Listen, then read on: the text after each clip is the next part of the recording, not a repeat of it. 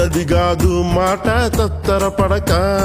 చిత్తములో నా చిన్న ఒద్దికుండాలి మాట వినాలి గురుడా మాట వినాలి మాట వినాలి మంచి మాట వినాలి ఈతమాను ఇల్లు కాదు తాటిమాను తావు కాదు ఈతమాను ఇల్లు కాదు తాటిమాను తావు కాదు తగిలినోడు మొగుడు కాదు తగరము బంగారు కాదు అందుకే మాట వినాలి గురుడా మాట వినాలి